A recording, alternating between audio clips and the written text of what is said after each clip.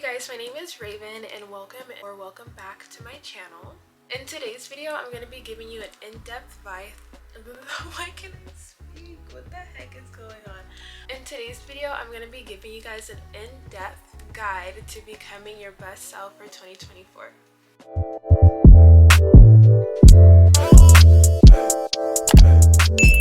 But before we get started, let's talk about the elephant in the room. You guys like the bangs? What do you think? I thought it was a perfect little switch up for fall, so hopefully you guys are liking it. This video is for the girlies that are tired of setting goals and not reaching them. If you realize that it's already almost 2024 and you haven't reached any of the goals that you have already set for 2023, this is the video for you. You need to follow these 6 steps that will prepare you to reach your goals for the new year. Step number 1 is to define what you want and why you want it. You need to clearly define what your goal is, whether that is to lose 20 pounds, reach 1,000 subscribers on YouTube, or whatever the goal is. You need to understand what that is and why. Just because down the line it's so easy to lose motivation, because motivation just comes and goes. That's why you need that discipline and that constant reminder of why you're doing this and what this means to you. Once you're able to clearly define what you want, discovering your why is soon after. So you have to ask yourself, okay, I want to become a content creator because I think that this will be the best career for me and for my lifestyle, to be like my creative outlet.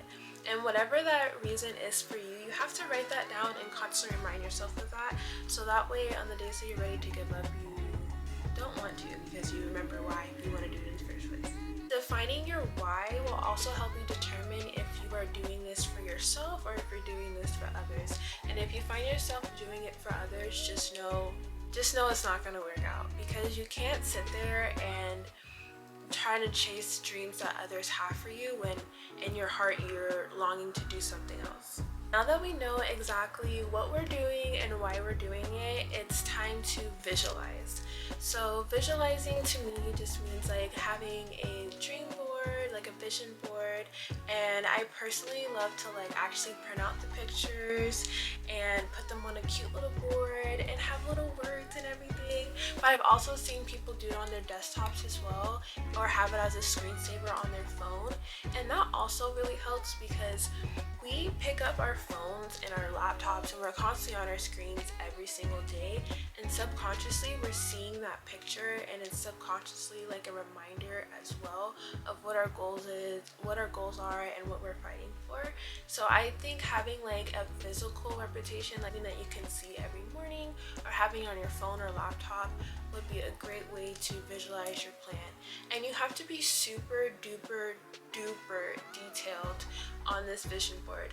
If your goal is fitness, you have to put pictures of you in the gym, or pictures of your dream body, pictures of someone doing the workouts that you do, or pictures hitting your PR. And if you're trying to eat healthy, put healthy foods in there, and then put your job, just stuff like that, and enter pictures of yourself in there as well.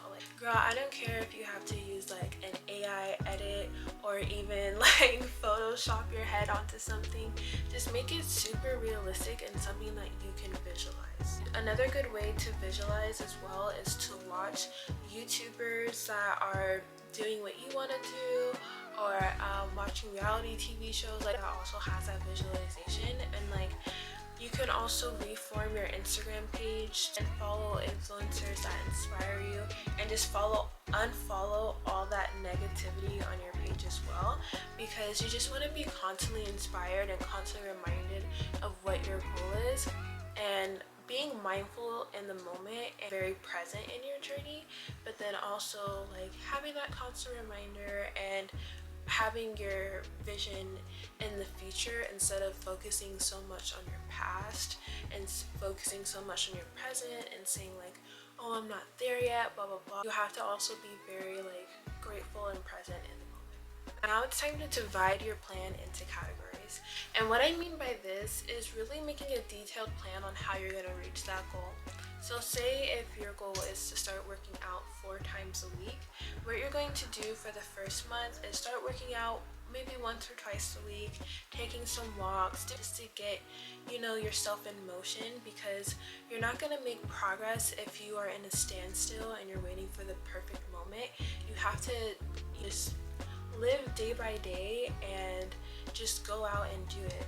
Whereas if you keep doing something, even though it makes you super duper uncomfortable, you start to get comfortable with it. You don't have to like go super duper hard.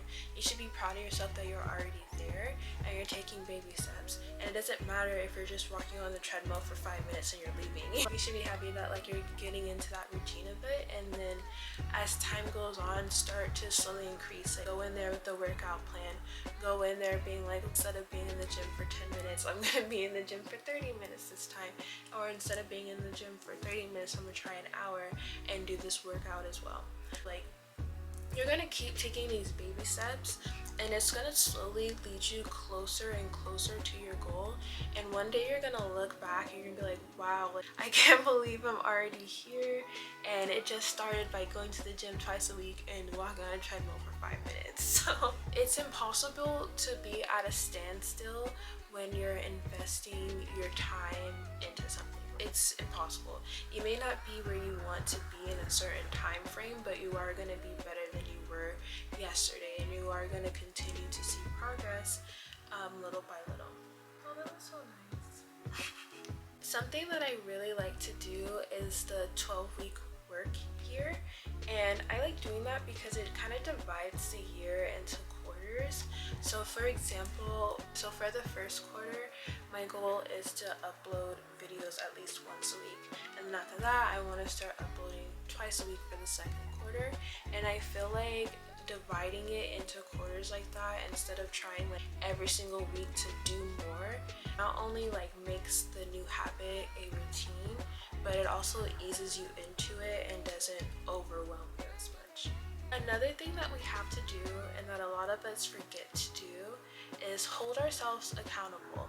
But the reason why we need to hold ourselves accountable is because it helps us improve, and it helps us find out why our systems aren't working. And one thing that I learned from Atomic Habits is to realize that it's not you that's failing, but it's your habits that are failing. So having a habit tracker and really keeping track of what days you're doing certain hobbies and what time of the day you're doing certain hobbies, it helps you understand your habits more, and it helps you understand yourself more. And the more that you understand yourself, the more you're prepared, the more you can accelerate, and the more that you can see more improvements. So if I know that I need to be working out in the morning because I don't have time in the evening to work out, I'm going to be working out in the mornings, because that way I can reach my goal of working out 4 times a week. So you just have to find the times and the days that work best for you, and find that you're able to do consistently. And the things that you aren't able to accomplish, the things you aren't able to do consistently, you need to find different habits and different systems that can help you reach that goal. Alright y'all, so for this one, I had to bust out my Bible because it reminded me of Galatians 6:7, and it says, "Do not be deceived, God cannot be mocked. A man reaps what he sows. Whoever sows to please the flesh from the flesh will reap destruction. Whoever sows to please the Spirit from the Spirit will reap eternal life."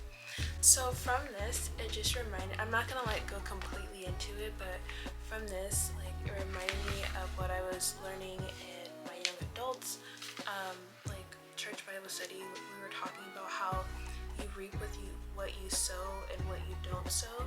So to me, I took it like the results of your life and where you are now is because of what you invested like your time and your energy into. So if you are saying that you want to reach these goals and you haven't reached these goals yet, it's because you haven't invested your time and your energy into it. So now you're reaping what you sow. You're reaping what happens when you don't sit there and you come up with a strategy. You're reaping what happens when you don't take actions that will lead you to your goal. So from this, I took that whatever you spend your time and energy into will either grow into something or it won't grow into something. So if you're sitting there and you're not, actually, you know what, I said it right the first time. With that verse, it's also saying like, are you willing to feed your flesh or live for God? Are you willing to sit there and like be lazy and, you know, like talk down on yourself and say like, oh, I can't do this, or like I'll just do it later, procrastinating? Then you're not gonna get to where you want to be. So that's just what it is. You gotta invest the time into something that you want to do in order to see results from it. That's what it is at the end of the day. And if it's not working, that means that that system isn't working and you just need to switch it up and try something new. So yeah. And the last tip is to move by faith and not by sight. God, or whoever you believe in, I'm Christian, I believe in God, so God sees the bigger picture, while we get so fixated on what's happening right here, right now.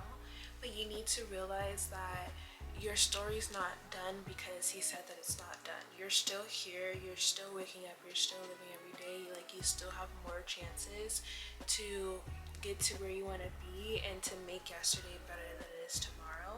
And that's why you have to walk by faith and not by sight, because you have to wake up and realize like, hey, I'm not where I want to be, but I'm making the actions and the steps to get to where I want to be. I'm not being stagnant. I'm not, you know, just sitting back. I'm fighting life back, and I'm doing what I need to do to get to where I want to be.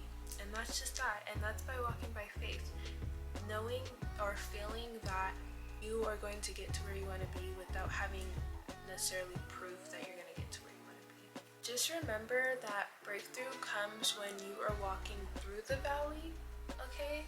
Not to the valley or near the valley or in the middle of the valley. It happens when you walk through the valley. So when you're walking through any troubles that you're having, just know that breakthrough is coming, because you're not stopping, you're powering through, you're making that improvement. So just don't be so hard on yourself. Just realize like, hey, I'm making progress and I'm not where I used to be, or I'm not where I was yesterday. And in that, you have to also practice gratitude and just be grateful that you are not where you used to be and you're making progress as well. Alright you guys, I hope you liked watching this video. Don't forget to like, comment, subscribe, and I will see you guys next time with another video. Bye!